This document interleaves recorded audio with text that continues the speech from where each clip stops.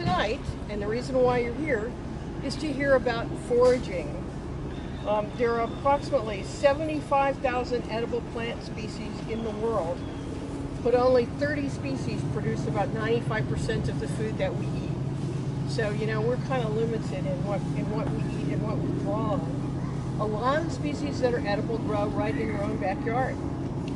Maria Wesserle of Four Season Foraging is going to be telling us about foraging basics and help us discover common wild edible plants. Maria started gathering wild edibles about 17 years ago and has spent the last 10 years leading nature programs in the upper Midwest talking about this.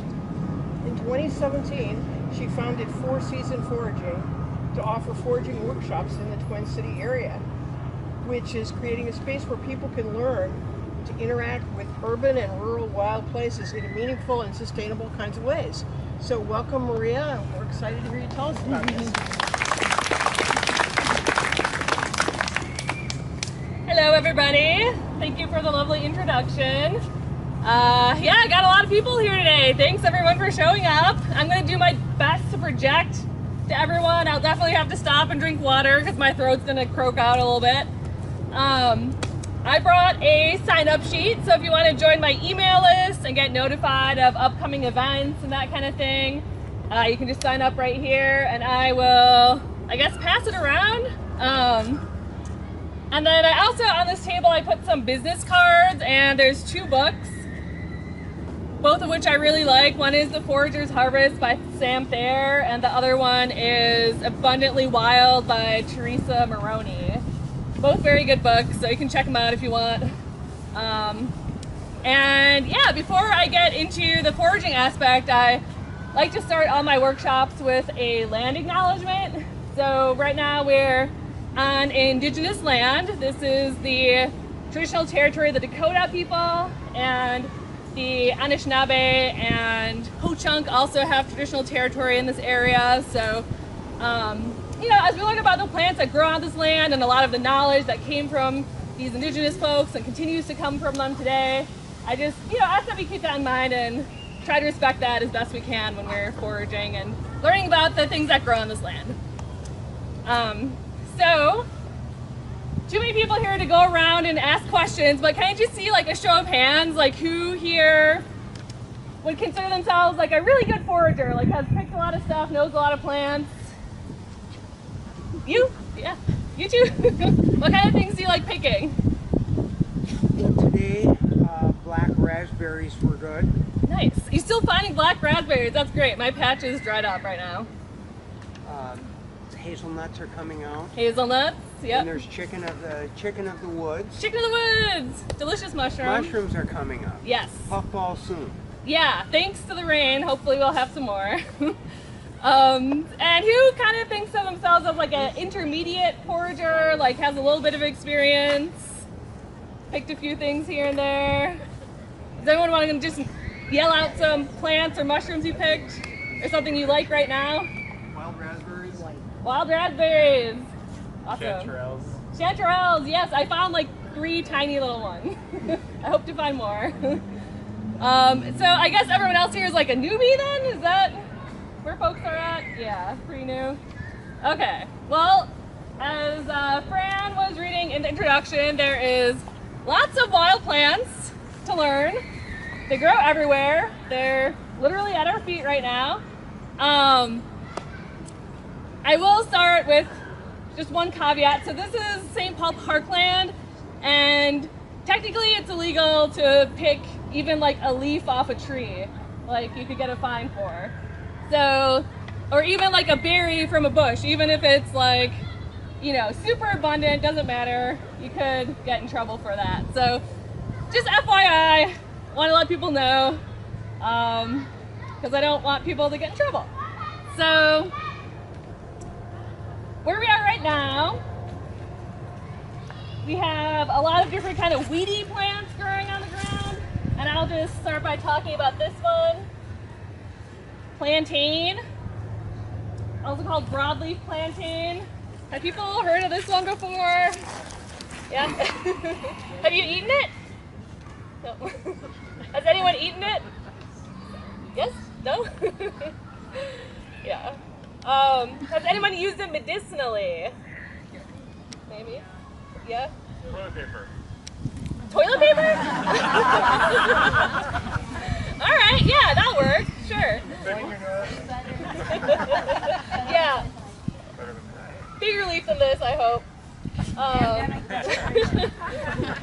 So you might be able to find it on the ground.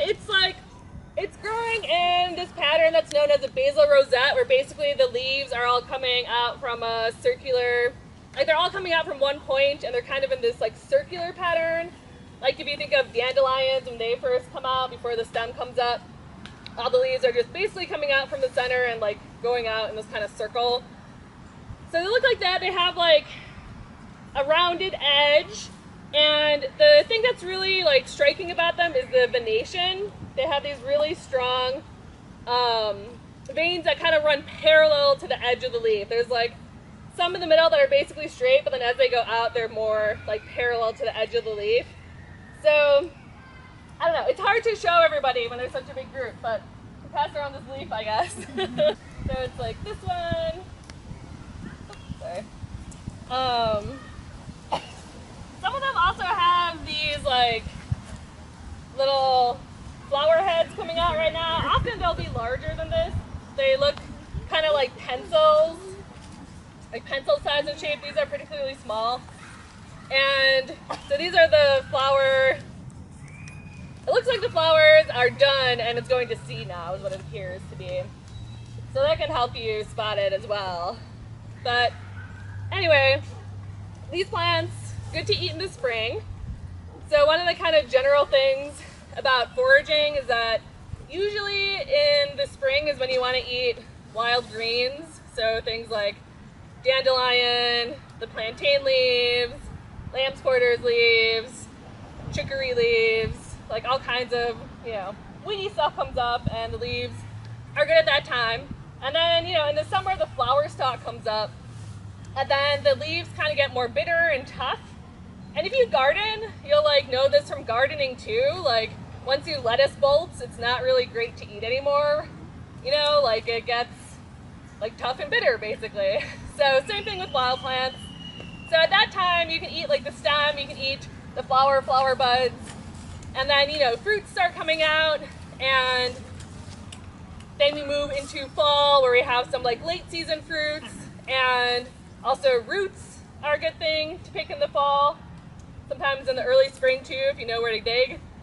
So there's kind of a general pattern. So like plantain, not the best thing to eat right now, at least the leaves, because it's, you know, midsummer, they're going to be more bitter and more tough. And they do get like really stringy. Like this is going to probably be impossible to see, but if you like pull apart the leaf, where the veins are, there's these like little strings that come off. Try another one. Okay. Yeah, these aren't doing it so well, but that is a part of it. So you'll get that kind of stringy texture when you're eating it, which just isn't great. If you do want to eat it like a little later in the year, you can make like plantain chips. Like have people here had kale chips before? Or yeah, so basically you just like douse them in oil, put them in the oven and roast them, and they get like crispy like a chip, and you can season them however you want, put some salt and pepper and whatever else on there. And you know, that way they taste pretty good. It's kind of like when you deep fry something, it always comes out better somehow. So, you know, oil and salt, the magic ingredients. So anyway, the leaves, like, if you want to eat them, especially if you want to eat them raw in the early spring, is better. And as far as medicinal purposes, you can get the leaves any time of year. And they're really great for, like, skin irritation, so things like bee stings or other bug bites, rashes, like scratches, like anything like that, they'll be really great on. And you can just make a simple, what's called a poultice, where you like basically mash it up with water and just stick it right on there. And if you have like a muslin or some kind of fabric or bandage, you can wrap it up, but it's not 100% necessary. Some people like to do what's called a spit Poultice, where basically you pick the leaf and you chew it up and you stick it on there. That's okay for some things, but like if, let's say you have an open wound, then you're potentially introducing bacteria into it. So like using your spit isn't always the best thing. If you have water, it's better to do that. And yeah, it's like also really well known for drawing out poisons. So like used for spider bites a lot and bee stings for that reason. I took like a herbal first aid class where the woman teaching it had used it on a brown recluse bite, was treating someone who had been by a brown recluse, which is a highly poisonous spider. So, and this was like out in South Carolina, like living on the land kind of situation. So maybe they couldn't get to the hospital, or they had some kind of weird circumstances where they couldn't get to a doctor. So she just like applied a fresh poultice of plantain every 10 minutes, and then like every 30 minutes, and then every hour, and just like gradually lessened the amount of time, or sorry, increased the amount of time that she was changing it, and yeah, it healed perfectly. If you're someone who's kind of like into gross things, you can Google brown recluse bites. I've like looked at them before, and they can get really nasty. They can get like, what's the word? Like not necessarily gangrenous, but just MRSA. What's that? MRSA. MRSA? Flesh eating. Flesh eating? Okay, yeah, it can get nasty. It just it'll turn like nasty colors and look really gross. So plantain, something that in a pinch, you know, if you don't have access to doctor, hospital, that kind of thing, can be helpful. Or just if you're itchy, if you got mosquito bites, can help out too. Another thing that's cool about plantain, are there any vegans here? Not to call you out, but doesn't look like it? Alright, well, you may or may not then have heard about using flax seeds as an egg alternative. Basically, if you put flax seeds in water, they develop this kind of mucilaginous, like slimy substance, and you can use that in place of egg. So the seeds of plantain do the same thing. And do people know Metamucil, the like fiber supplement? The, you know, like helps keep you regular, helps you poop. So Metamucil is a plant whose Latin name is Psyllium ovata, which is closely related to this plant, plantain, which is Psyllium. You got this. Oh wait, Plantago. Sorry, I got it wrong. It's Plantago ovata, and this one is another Plantago. Now I can't think of it, but Major. That's it. Who said it? You know. Plantago. I don't know how to pronounce Latin names, so if I sound like a fool, you can correct me, because I'm always trying to learn how to say them correctly. So yeah, plantain, really great. Does anyone have anything they want to add about plantain? It might be weird to just hear me, like, I don't know, talk at you for an hour and a half, so if you have anything you want to add, go for it. Well, I don't have anything to add other than the question. Does anyone know how it might be related to the fruit plantain? Sorry, what was that? Plantain has the same name as the banana-like fruit. Oh. Does anyone have any ideas how that's related? Or? It is not related, and I don't know why they have the same name, and it's very confusing, because they're both like, you know, edible and tasty, but yeah, they're not closely related, you know. They're related in the sense that all plants are related. And we're all related, right? Alright, so the next thing I want to talk about is this big tree that's growing right here, kind of in the middle of all of us. Just trying to see if there's any more. Okay, so this one, the one behind it there, and those other two, so there's kind of four all growing pretty close together. Oh, and that's one too. There's a bunch of oaks here, which that one there is an oak, but the one on the left is a, does anybody know? Hackberry. Yeah, it's a hackberry. So these are edible, and the part you want to eat is the berries. They're not technically berries, but they're berry-like. And they're still on there right now. They are quite high up. I don't know if anyone's super tall and can like grab a few, but Here's one right here. yeah, those like the like, yeah, there you go. Yay! Oh, now I have to go to jail. Yeah, right, now we're all, I'm saying you did it. and it's being filmed, we got the evidence. You made me do it. Yeah. I'll take the fall, it's okay. So Hackberry, these actually, you can see, if you look closely, you can see unripe ones on there too. They're like green when they first start coming up. So these are actually from last August / September is when they ripen. So they stay on the tree for a really long time. This is the longest I've actually seen them on the tree. Let's see if they're still good. They do stay good a really long time because they're not like a juicy berry, like a strawberry or a blueberry. They're more like a date or a fig. Yeah, still good. This is like high quality survival food right here. Yes, there is. So this is actually, like I was saying, it's not technically a berry, it's a drupe, which is more commonly called a stone fruit. So it's more closely related to like, you know, apricots, peaches, you know, things with big kernels inside of them. So the anatomy of the berry is like there's the skin, and then underneath the skin there's this thin layer of pulp. And that pulp, like I said, is not very juicy. It's more like a date, and it's really sweet and delicious. But just a thin layer. And then under that is a shell. And within the shell is an edible nut.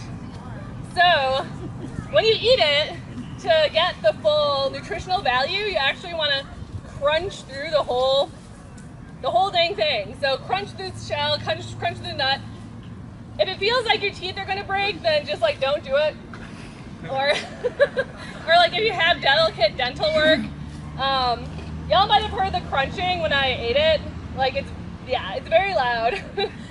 So if that feels weird or uncomfortable, just like, yeah, play it safe. But it is the best way to get like, you know, all the protein and the minerals and the fats that are in the nut.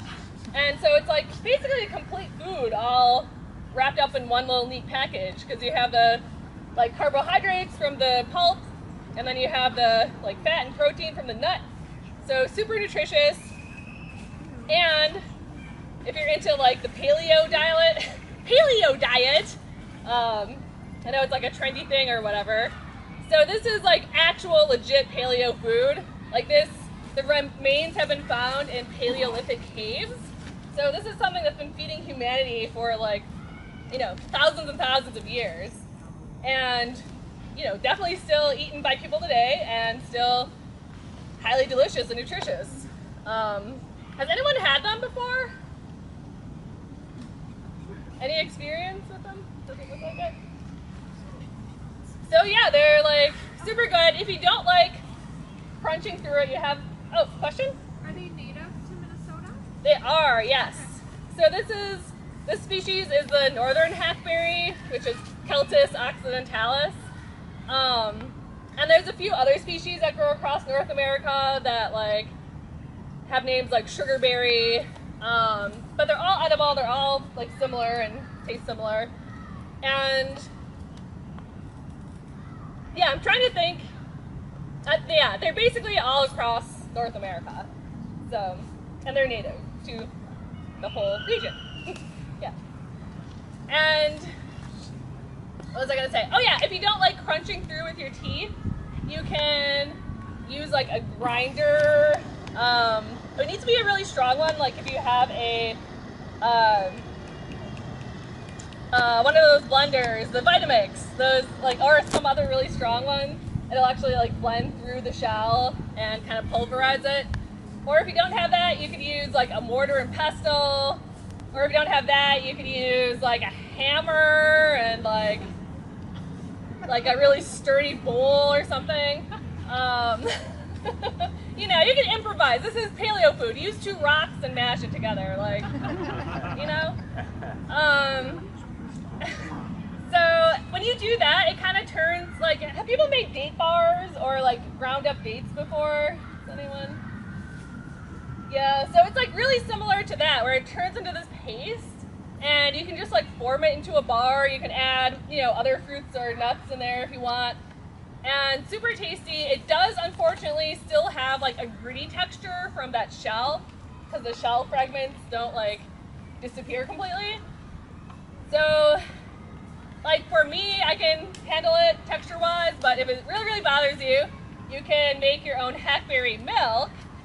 So if you're into like, you know, almond milk or soy milk or something like that, or lactose intolerant or vegan, you can make your own milk basically by blending it with water. If you have a really strong blender like a Vitamix, you can just blend it with water, and you don't even have to cook it or anything, just like strain it out raw, and what comes out is Hackberry milk. If you are like me and don't have super fancy kitchen gadgets, you can just like mash it up with a mortar and pestle and then cook it with a little bit of water, and don't boil it, just like simmer it for about 10 or 15 minutes and then strain it. And what comes out will be like a naturally sweet, like nutty, kind of figgy tasting nut milk. So super good. One last thing you can do with it, I haven't tried this yet, but I saw this on the Forager Chef's website, which, are people familiar with him? Got some good, he's a good one to check out. He's got some good guides and recipes and stuff. But what he does with them is first like picks them and then dries them out completely. So like using a dehydrator or just, you know, putting them in like a really low oven with the door cracked or whatever you have that will dry them out. Dry them out really well and then grind them. And remember how I was saying you can grind them to make like a paste, so make like bars out of it. So if you dry it completely first, apparently what happens is that basically they turn into this kind of like powdery substance. And then you can sift that through like a fine sifter to get out the shell fragments. And what's left behind is just the delicious like nutty and pulpy part. But of course now it's dried, so it's like a different texture. And with that you can like, you know, mix it together with different items to make like confections or like kind of candy-like products. So he's got like specific recipes on his website, foragerchef.com, if you want to. Not sponsored by him or anything, by the way. It sounds like a promo or whatever, but no, he's got some really good recipes on there. So if you want to learn exactly how to do it, he has like the step-by-step process. Is it best to pick them in the spring, or when is it best to? So they ripen in like late August, September, and since they are so dry, they'll just like stay fresh on the tree for a long time. So the best time that I think to pick them is like in the winter or the early spring, like basically when the leaves are off, because like right now like the berries are pretty small and there's a lot of leaves in the way, and they're like pretty hard to pick off. Like it's just kind of time consuming. So if you wait until the winter or the early spring before the leaves come out, then you can just like kind of strip them off the tree and they're easier to get off. So that is like the most, you know, if they are staying on the tree for that long, which they usually do, then that's like I think the best time of year to get them. Do animals like squirrels or birds eat them? Yes, they are a popular wildlife food, but they're just like so prolific. Like they're planted all across the city. They're in a lot of parks and boulevards and yards. So like even though they get eaten, I never see like them getting picked clean off the tree, you know? Just like, because first of all there's so many, and second of all they last for such a long time on the tree that they're kind of low priority. Because like, you know, if you're a wild animal and you depend on it for survival, you want to go for the stuff that's like more limited time only, if that makes sense. And I guess I'll say just a few things like identification wise. So the bark is like a really good identifier. That's part of the reason I can tell from far away, like all the different hackberries, because it's got, I like to think of it as like hacked up bark. Like if you imagine someone taking like a hatchet and just kind of like hacking up the bark. So like hacked up bark, it's like a hackberry. So yeah, it's like a really quirky bark. And then the leaves actually, like, they have, okay, here's a good example. So if you look on the ground, you might see leaves with all these little like kind of warty protrusions on them. And these protrusions are called galls. And basically it's a insect just like lays its eggs there, and it creates a reaction that makes its like kind of little insect home. And then the eggs will hatch and the like little larva will eat its way out.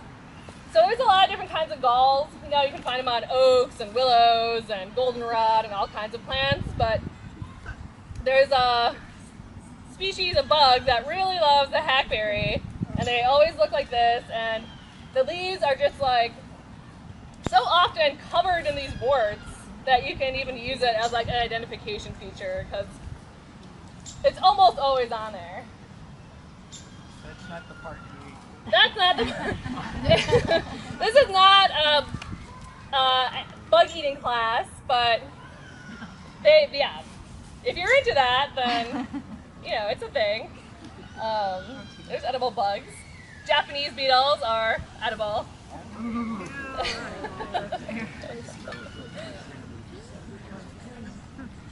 Oh, I need to water my throat. Is there any plants that like people have a specific question about, or that you're hoping to see, or? How about ferns? Ferns? Yeah, so. Yeah, probably wouldn't see them around here, or at least not the kind that is usually eaten. Are you familiar with Sweet Hollow? Sweet Hollow, yeah, the park. Yeah. So I see a lot of, I think they're Hmong women that go through their foraging. What are they picking out of there? Oh, cool. Garlic mustard. Oh, yeah, garlic mustard. Try that. Nice. I thought it was morels, and I followed them around for a while. They waited until you left. Yeah, so you're asking about the ferns. So have people eaten ferns before, or like seen those? Yeah. So there's a part of the fern called the fiddlehead, which it's called that because it's the fern frond before it like completely grows and unfurls. It looks like the head of a fiddle. It's just like this little like tightly curled loop on a stem. And it's usually ostrich fern that people like to eat. That's like just the best one, and the one that's most popular in restaurants and stuff. So you can find that growing in like lowland areas. You do want to be careful like sustainability wise, because they are getting more pressure from like, you know, restaurants and specialty markets and things like that. So be careful when you're picking them. Also, legally you have to be on private land, because picking any greens on public land is illegal. Even garlic mustard, which, do people know garlic mustard? You can probably find it growing around here, yeah. I would be very surprised if it wasn't in like those little invasive, poisonous stuff, or just invasive stuff. This is buckthorn here, and trying to think if there's a good way I can. Okay, there we go. I'll just pass this little thing around. It's got these little black berries on them, and then you can see the leaves are kind of rounded and have serrated edges, and they are not edible. They will make you throw up if you eat the berries, so do avoid that. Yeah. People sometimes confuse them with like cherry species, like mainly choke cherries, but if you look at the way that they grow off the branch, they just grow singly, like off of the It's what's called the axil. It's where the stem and the leaf meet. They grow out of that like little joint there. Whereas with certain cherries, so black cherry and choke cherry, they both grow more like grapes, where it's this kind of, yeah, it's like there's this line going down the middle, and then off the side there's all these little cherries coming off. So that's one way to tell the difference. Also, if you look, these are like confusing. But if you look at leaf arrangement, there's different ways that leaves are arranged on the stem. Sometimes they're opposite, where the leaves grow directly opposite each other off of the stem. And sometimes they're alternate, so they'll be staggered, like one here, one here, one here. With cherries, the leaves are always alternate, so staggered. With buckthorn, you can sometimes find them alternate, but usually they're opposite.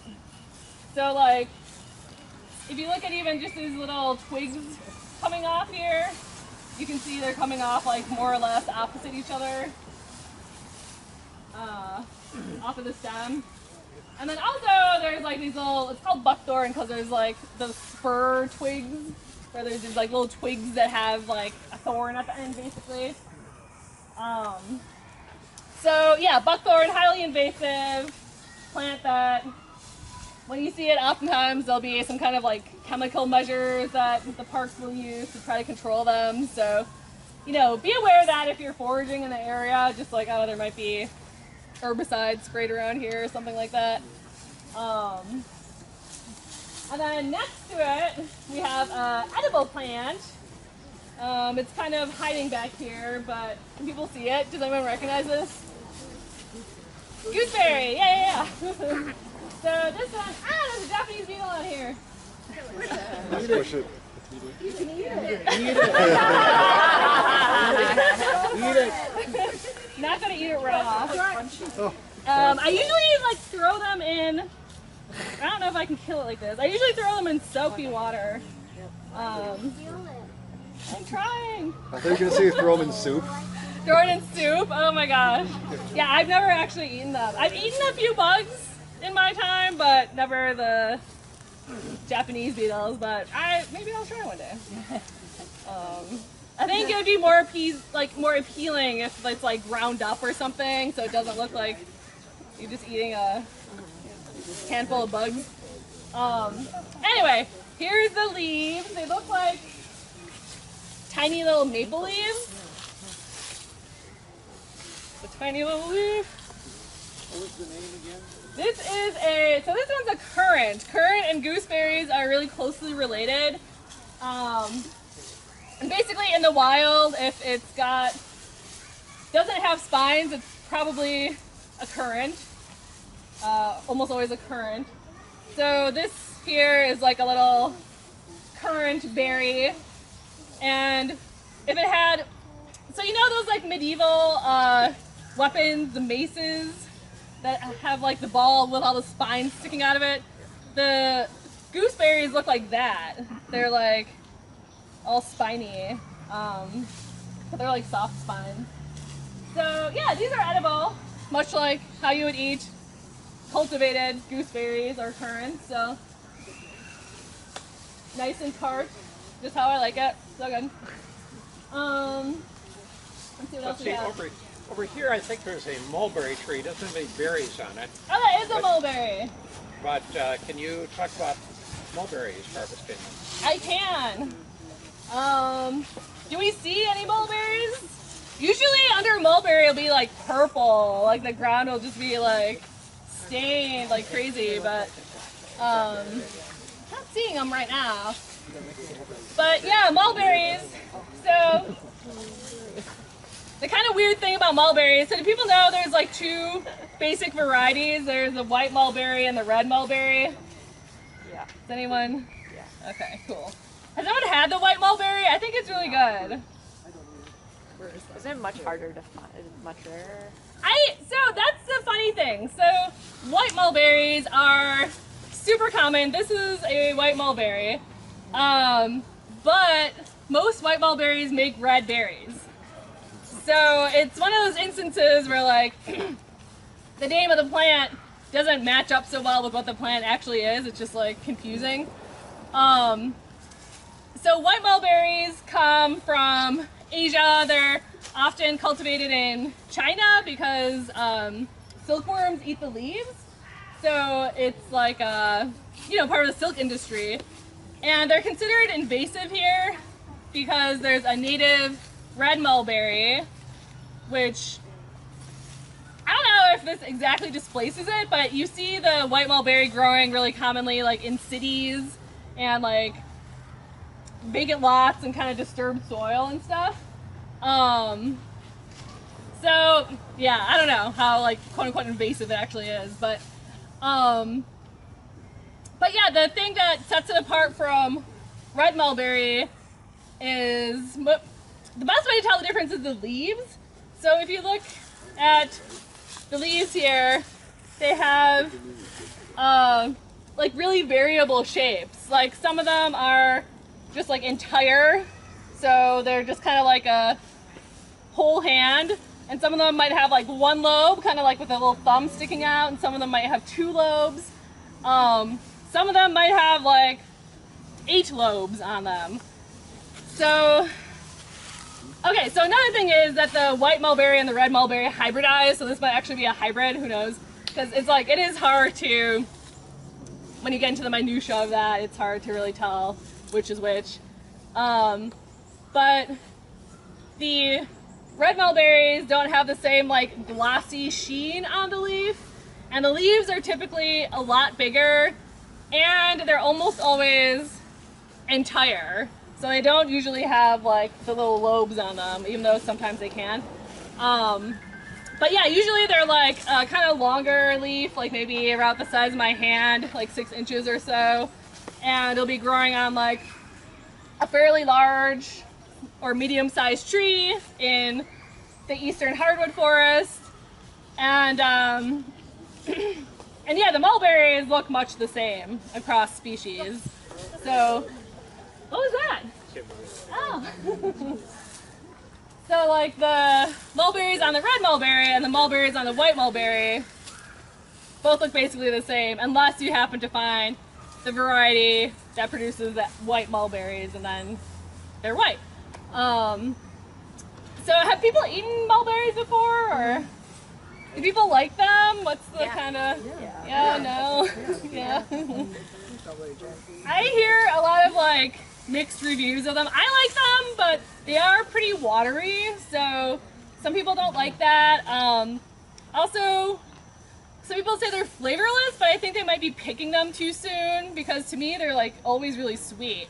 So when they're ripe, they should be like a dark purple, and they should be like really plump and just like really easily come off the tree. Like you should barely have to like pull it at all. So like, yeah, I think maybe they're just some people are getting them a little too early, might be a factor. But yeah, I like just eating them right off the tree, eating them raw. If you want to bake with them, it's a little tricky because of all that water that's in them. It like, adds a lot of extra water to the batter. So not ideal for baking, but good for things like making sauces, jelly, juice, anything that you want liquidy. Makes your fingers black, yeah. It's if you pick a lot of them, it'll just have like purple stained hands and tongue. So beware of that. Anybody wants one, there's a big one in front of the Northrop King building, which is over in Minneapolis, that arts building. Oh. I was like, what is this? Why? Because like you said, it was completely covered in purple. Yeah. And so I researched it and took a whole bunch, but I didn't care. It just kind of, I don't know, it's not like I was eating tea-flavored berries. I don't know. But did it just feel like not very flavorful, or? no, I'm not really sure. Yeah. But yeah, it was a lot of effort for. Maybe I should have added sugar, but if you, I looked the last time I was there, and I see that I don't know what's their season. Yeah, their season, it's earlier. Okay. So most of them are gone now, but it's more like June, July that they come out. this year has been like a little weird with the drought and the heat, where things are like coming out a lot earlier and just kind of leaving a lot sooner.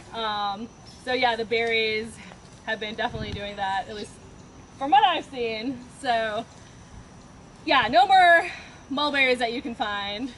As far as I know, have really significant like medicinal or edible value, but they are common. You see these in the woods a lot. It's these, so it's what's called palmately compound, which if you think of like fingers coming off a palm or like a palm tree with like the fronds all coming off, it's like that. So it's like 5 leaflets coming off from one point in the center, which constitute a whole leaf. I know it looks like 5 leaves, but technically it's 5 leaflets with one that make up one leaf, compound leaf. But I guess I will talk about, I still don't see garlic mustard, which is very surprising. Maybe they came through and sprayed or something. But I want to talk about this plant. This is wood sorrel, and I'll pass this around. And there's like a bunch of it growing along the edges here. It kind of looks like clover. It has these like leaves of 3, which again, there's a palmately compound leaves. Did you say wood sorrel? Wood sorrel. Wood Do sorrel. they taste like lemon? They do. Okay. Yes. Have you had those? Yeah, you eat them and they kind of take away your dry mouth. Yeah. Yeah, definitely. They're sour. Yeah, they're good. They're sour. They kind of help. Yeah, there's kind of some like salivating action that happens.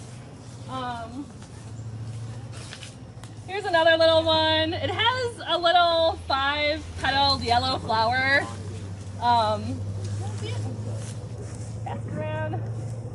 So they're not, like the flower on there is closed right now, so you can't really see it, but it's just tiny, like maybe a 1/4 inch across, 5-petaled yellow flower. And the leaves look like clover leaves, but clover leaves are like oval shape or diamond shape, whereas these leaves are heart shaped. So that's like a great distinctive thing. The heart shaped leaves is the wood sorrel. So what you want to do with that, I just like snacking on the leaves or putting them like in a salad. You can use it in a soup. There's a soup called French sorrel soup, which actually uses a cultivated version of sorrel that doesn't really look anything like that. But you know, really similar flavor. You could use it like on a sandwich if you wanted. You could like infuse water with it if you want to like get a nice lemony kind of citrusy flavor in your water without using actual lemons. And it grows everywhere. It's like really common in lawns and gardens, trail sides, roadsides, along the sidewalk. Just one thing, especially in the city, you got to be aware of is the dogs and the dog waste. Because yeah, I live in Minneapolis. I live in Stevens Square, which is like pretty densely populated, and there's a lot of dogs. And you know, in the spring, like everything is melting, and there's just like, you know, piles of dog poo along the boulevard. And then like a few weeks later, there's like all this lush plant life, and I'm like, oh, that looks great, but I know, I know it's contaminated. So yeah, beware of where you pick it, because it does basically grow everywhere. You'll find it like in sidewalk cracks and stuff. But yeah, so what is the compound that makes it so tasty is called oxalic acid, which has anyone heard of that? Is anyone familiar? Yeah. It's like kind of got a bad rap. So it's what makes rhubarb, like what gives rhubarb that nice flavor. It's also in spinach and like in a lot of other greens, Swiss chard, for example. But basically it's an anti-nutrient, they call it, because it like binds with minerals in your gut. And so it like makes them unavailable to you, like you can't absorb them because this oxalic acid is like stealing them from you, kind of. So like sometimes in wild food literature, you'll see plants with oxalic acid marked as toxic or they'll like have all these warnings about it. And like, it is something to be aware of, but as long as you're not like only eating wood sorrel all day long, then you're probably fine. I mean, there's always, you know, edge situations. Some people have allergies to certain plants. You know, if you're trying something new, it can be a good idea to just like eat a little bit and see how your body reacts. But for most people, it's perfectly fine to eat in reasonable quantities. So, I actually like to use oxalic acid as like an example of the kind of anti-wild bias that you'll find a lot, because like, you know, you're not going to read warnings about like, oh, spinach is like, it's got an anti-nutrient and it's terrible for you and don't ever eat it because you'll die and it's toxic. But you will read some pretty extreme language like that concerning wild edibles when they have oxalic acid. So it's an unfair double standard. Yes. Yep, so that's a good point. Cooking it does get rid of it. So if you wanted to like make a soup with it, then if you were like worried about consuming the oxalic acid, then that would help. I believe drying it as well, if I'm remembering correctly, that drying gets rid of it. With like wood sorrel specifically, I like to eat it fresh. That's just my preference. So it's kind of, you know, up to you to decide what you want to put in your body and what you don't, and you know, what you want to eat and what level of risk assessment you want to, you know, go for. So these are dead burdock stalks from last year. Oh, I think that might be a sad wilted burdock leaf. It looks like maybe one. You know, typically considered invasive. It grows all over the place. So I don't feel bad about picking these leaves, but maybe the parks will come after me, who knows.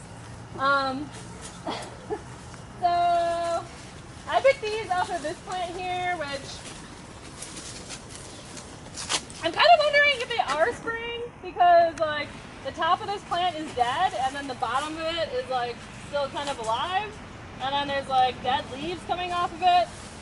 So that just kind of looks suspect to me. There's still birds on there? Yeah, there's like a burr up here. Yeah, you should show that. Those are nasty. Yeah, yeah. And like there's dead leaves of what looks like burdock here too. So it does look like they're spraying. Like if you see stuff like that where there's just like random dead plants amid other healthy plants, or like things that just look really weird and droopy, then probably they're spraying. Like there's that. the burrs that are over here, and there's some over here too. So these are the seed heads. So you get like these flowers that have these cool little like green, they're called bracts, they're like leaf-like appendages, but there are these green projectiles growing off of them, and then they turn into seeds, and those like green projectiles dry up and turn into burrs, which is actually what inspired the inventor of Velcro. So, Burdock? this is the burdock, the seeds of burdock. Does anybody, can I throw it at someone's shirt? No. Okay. Any Minnesotan, no. Ta-da! And now you're planting it when you take it off? Because one of those things will plant it, right? I mean, this looks like pretty, well no, there's still seeds in there actually. But yeah, this is how it spreads. It's like, you know, if you have like a dog that you let run around in the woods and it comes home and it has like a bunch of these stuck in its fur, and you gotta like pull them out, your dog's all whining at you.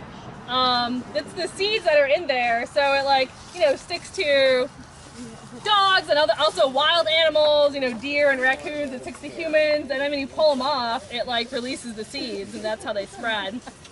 I like to just throw them at my friends because I'm mean like that. So it's a good prank plant. But also a great edible. So the main edible part is the root, which Barry was just saying that he's eaten. And the root is actually, like, you can find it sold in stores sometimes, and it's cultivated in Japan under the name gobo. So it's like got a long history of use. and they will get really huge if you like find one that's growing in the good conditions and stuff. Like sometimes you'll get, you know, like a 3 or 4 foot taproot, and that's part of what makes them so hard to kill, because like you'll be trying to dig out this root and it'll just like break off, and the bottom third or whatever will just be in the soil, and it'll just like grow up out of that again. So they can be pretty hard to dig up. If you can find them in like looser, like loamy soil, that'll be a little easier than like, you know, a lot of times they grow in really like compacted, like vacant lots and places like that. So not gonna be easy to dig them up there. But if you do find them in looser soil, what you want to do first of all is get an actual shovel. Don't try to use a trowel. It will like take forever and it won't work. So get a full-size shovel and don't try to like pry it out of the ground. What you want to do is like carefully dig alongside the root and just like dig as deep as you can, and then you kind of like grab it from the bottom, kind of like wedge it and like wrestle it out of the soil, like pull it sideways, not up, but pull it sideways into the hole you've just created. And that's like the easiest way. Even then, it can be hard to get it out whole. And it is good to get out whole because, like I said, otherwise it'll just like grow and come back if you're trying to get rid of it. And also the bottom part is like usually the most tender, because that's like the growing tip. And that's just the general rule with plants, is that the part that's growing is like the part that's tender and most edible and tasty. So yeah, has anyone had burdock like that you've made or maybe got at a store? Or yeah. Kimchi will often have made out of burdock, I think. Often. Well, I mean, you can buy it like on the selling. It's like all burdock. Is it? Interesting. Okay. So what's the best time of year to get the burdock root? So with roots, you generally want to do fall, or you could do like early spring. So burdock is a biennial. So basically that means in the first year it sends up just leaves. In the Basil Rosette pattern that I talked about earlier, the like kind of dandelion-like pattern where the leaves are kind of growing all out from one point. Here's some of the leaves, by the way. The leaves get really big. These are medium-sized examples of the leaves. Some of them are like enormous, like 2 or 3 feet long maybe. And they look a little like rhubarb. Like people kind of confuse them with rhubarb. But anyway, so you want to get the roots either after, in the fall of the first year or the spring of the second year, or sometimes you can get it later. The thing with biennials is like, they're called biennial because typically they live for 2 years, but sometimes they take longer to flower. Sometimes they'll be in the ground for like 3 years or even longer. So the point I'm trying to get to is that basically you want to get it before it sends up its flower stalk, because when it's sending up its flower stalk, what it's doing is putting its last efforts into reproducing. So it's like taking all the starch that it's collected in this massive taproot, and the starch is like the tasty carby part that you want to eat, and it's using that to create flowers and seeds and reproduce, and then after that it will die. So once like it's done that, after it's sent up the flower stalk and start flowering, and especially going to seed, like there won't be a lot of starch left in the root. It'll be smaller and it'll be tougher and more fibrous. So you do definitely want to get it before that point. So you can like kind of keep your eye on like patches of burdock if you know of some good ones, and just kind of like learn the pattern of, you know, when they're growing and when they put out their flowers. So the stalks usually come out, I mean, like I said, I think these have been sprayed, which is why they're all like weirdly dying randomly. But the stalks should be out right now with flowers on them. They usually come out like mid-June, around that time. So at that time, it's definitely too late to pick the roots. But in addition to the roots, the stalks are also edible. So that's like a lesser known edible part of the burdock. And again, you want to like really pick the part of the plant that's growing. So don't wait until the stalk is like fully grown and has all these flowers on it, because by then it'll be too tough. But when it's like around 2/3 of its full grown height, which burdock can get really big sometimes. It can get like, you know, 5 feet, even like 6 feet tall, depending on the species. So you will still get a sizable stalk, even if it's not fully grown. And yeah, you just pick that. You can peel it. You can eat it raw, but it's better cooked, like sauteed or braised. The leaf stalks are also similarly edible. Obviously you want to get those earlier when the leaves are growing. When the flower stalks are coming out, then it's too late to get the leaf stalk. And again, you can, just peel those, and it's kind of, kind of looks like celery, like it's got a groove down the middle and stuff. And these leaves are pretty small. Like you can find leaf stalks that are more closer to like a celery size. These I would not pick. These are too small to be worth it. These are more like pencil size. But I can pass around these leaves just as. What do they taste like, the stems? So they have. Not much to them? What's that? Oh, I was just asking. Oh, yeah, they have like a little bit of bitterness, but they basically taste like a green vegetable, like kind of like I don't know. I always think celery, but I think I just think that because it kind of looks like celery, but the taste is maybe more like I don't know. I guess I could say like a bitter kind of celery.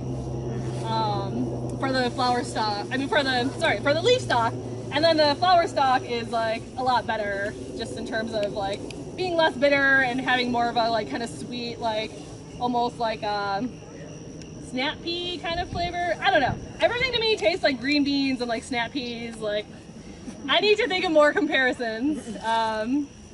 But yeah, that's what I would more or less describe it as. And then the root, like, kind of tastes how you expect a root to taste. It's like earthy, it's got a little bit of bitterness.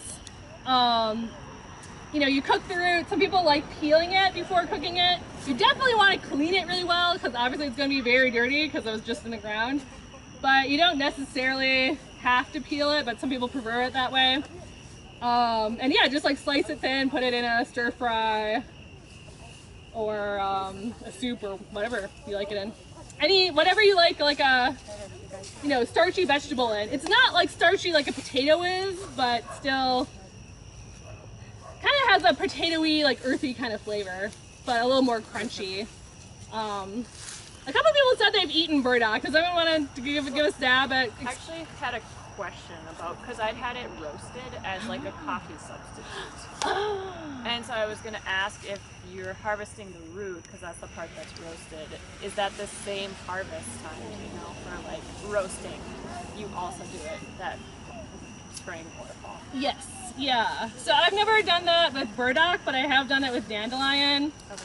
And the process is like, picking the roots in the spring or fall, cleaning them, and then like drying them first so they're like nice and crispy, like they should snap when you bend them, and then you stick them in the oven and roast them.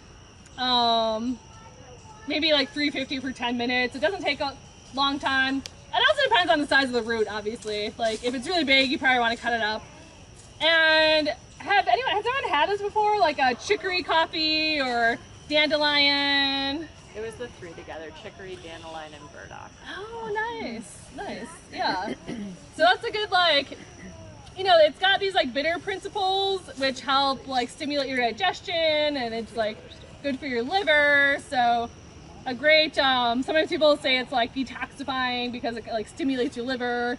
So yeah, good for health reasons, but also I like the flavor of it. If you're like drinking it and expecting to get a coffee, it's gonna be like a chocolate carob kind of situation where you're just like, why am I even eating this? But if you, sorry, if you think of it more as its like own thing, then I think you can appreciate it more. And like, for me at least, caffeine makes me really jittery, so I really like getting like a roasty kind of coffee-like beverage from somewhere else. Somewhere where I can just like, you know, go to a friend's place and be like, hey, I'll dig up your dandelions. Like, it's a win-win, right? So, yeah, thanks for mentioning that, because I totally forgot about that. I just have a general question. So where do you normally forage if you can't find private land and you can't do it on public? Yes, good question. So asking about foraging legality, where can you pick? So if you live in the city, if you have a yard, like if you have a house with a yard, or if your apartment has some green space, you could start there if you know that it's, there's not like a bunch of dogs pooping in there or chemicals being sprayed or whatever. You can also check out community gardens. Like if you have a garden space or you know someone who does, or even if you don't know, you can strike up a conversation with a gardener and just be like, hey, can I pick these weeds and eat them? And usually people say yes. Like most people don't eat the weeds. Another thing you can do is just like go to neighbors' houses. Like I definitely knocked on people's doors and asked if I could pick their June berries or their mulberries. And again, people usually say yes, because a lot of times with fruit especially, they just like drop on the ground and kind of make a mess and people don't even like them. So like definitely have forged some like cool interactions and relationships through just like knocking on a door. But if you're looking to get out of the city more, you can go to like state parks, state forests. They allow foraging of fruits and mushrooms and nuts for non-commercial use. So as long as it's like something you're just taking home and eating and not selling, then you're allowed to pick those things. Again, you can't pick, herbs or greens or flowers legally. Even though, like, I have no qualms personally about picking garlic mustard, because it's, like I said, it's invasive, so it's good to pick. And then there's also, I recently learned about, there's wildlife management areas nearby, like the Carlos Avery Wildlife Management Area. They allow foraging of fruits and nuts and mushrooms for personal use. And then the final thing I'll bring up in the city is, and if you want to go further out, there's like national forests usually allow harvesting. National parks usually don't. Sometimes they do to some extent, but usually national parks are more on the like preservation side. But so the city of Minneapolis, so like there's all these like city and county parks in the area, right? There's like St. Paul, which not allowed to do any foraging on St. Paul parklands. There's the Three Rivers Park District, no foraging at all allowed. Anoka County, like no foraging allowed.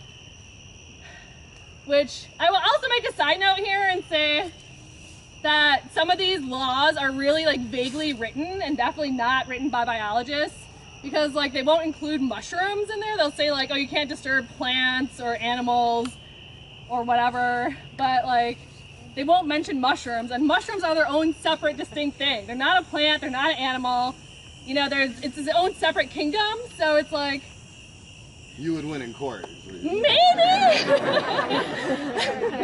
Like if you wanted to take it that far, you probably could. But I mean, I've called these different places and been like, hey, like, can I mushroom forage? Like I see it's not mentioned. They're like, no, you can't do any foraging. And it's like, okay, like that's not the rule on paper, but it's how you're interpreting it. So, and then sometimes there's other rules too, like you're not allowed to go off trail in some places. So then they might catch you on some other technicality. I'm just like telling everyone how to break the law. But anyway, oh yeah, so Minneapolis City Parks, they just like a couple years ago changed their ordinance where you can, it's pretty complicated, but there's like a list of species. There's like maybe like 10 fruit and nut species that you can legally pick in most Minneapolis parks, there's also some excluded areas. So like, you know, golf courses you can't pick in, like the Eloise Butler Wildflower Garden, the Bird Sanctuary. Like there's some places you're not allowed to pick at all. But there's like, in most of the parkland in Minneapolis, you can pick things like apple and plum. I don't remember what's all on the list. You have to look it up. And the way you look it up, okay, so they don't call it foraging or harvesting. They call it vegetation molestation. No joke. So if you want to look up the law, look up like Minneapolis City Parks vegetation molestation, and it'll like come up with, like, you'll be able to find like the little fact sheet. So yeah, pretty laughable. And again, I think just really shows the like anti-foraging and anti-wild bias that you come across a lot, unfortunately. But you know, they're taking steps, like they're, you know, little baby steps in the right direction, I think. Like they're allowing a little bit of foraging. So yeah, I encourage you to look up that law and